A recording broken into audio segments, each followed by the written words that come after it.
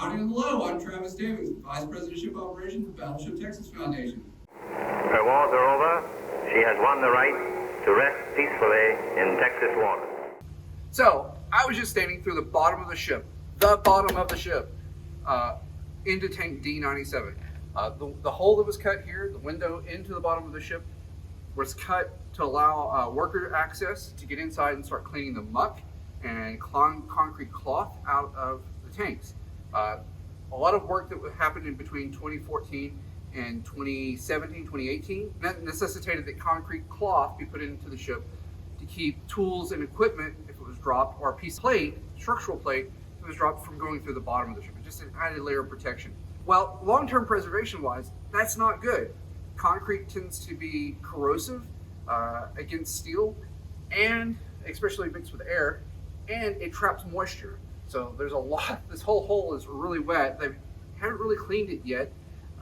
They're gonna go in and wash it out, wash the muck out now that they've got the concrete cloth out, and we'll get a nice clean area that we can inspect.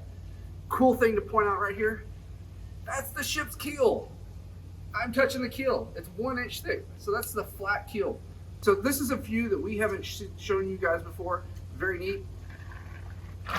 We're under the ship, man.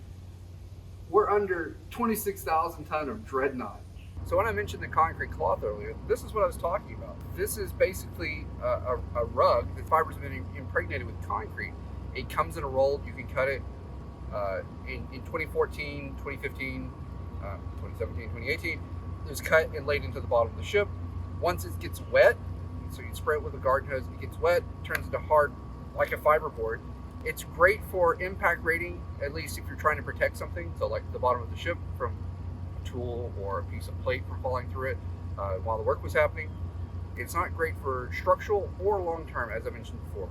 While the bottom tanks are being cleaned of the mud and muck and concrete cloth and concrete patches, or as the industry term, demucking, our Gulf Copper is also working in D12 right here. So this is the aft trim tank on the ship, one of the aftermost trim tanks, and one of the most problematic tanks on the ship, to remove all the foam that we put in to get the ship here safely. This compartment was filled almost completely full of foam. There was a few areas that we left a sump in so we could keep pumps, and so they're removing it mechanically, unlike what's going on with the blister foam. The process for removing the foam in the blisters is fairly straightforward, but a little complicated.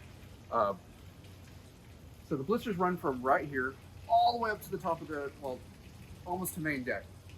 And they're at the lowest point, they're over 10 feet wide from the hull of the ship. In some places wider, depending on the taper of the inner hull, the original hull. The process that's being used is holes are being cut in the bottom of the ship, like right there. A little bit is being washed out with a pressure washer.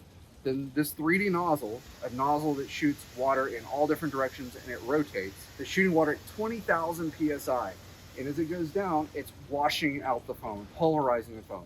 And as it comes down, it falls into this dumpster behind us. Copper collects the dumpster and then it goes off to be disposed of.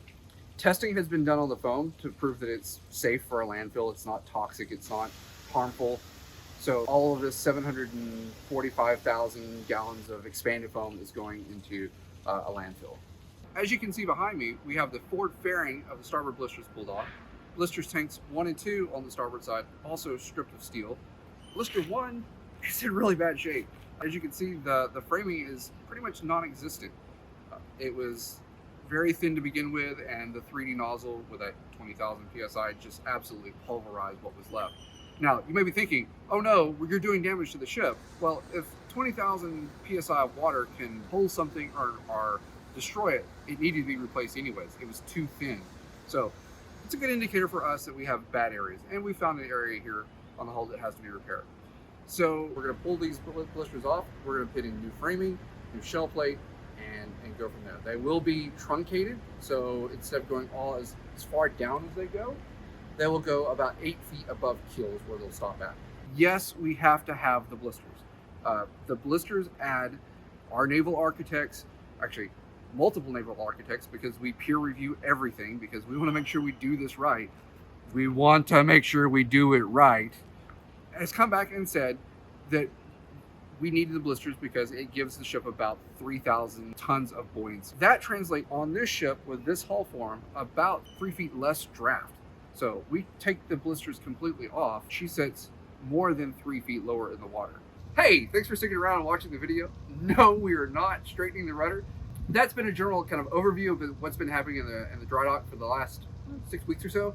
A lot of work, a lot of moving parts. Yes, we're only giving you a high level overview of kind of what's been going on, but it's a lot of work. Yeah, we didn't talk about the hull getting washed. Yeah, you guys already know that, so we left that out. So this is what's been going on currently, and thank you for watching.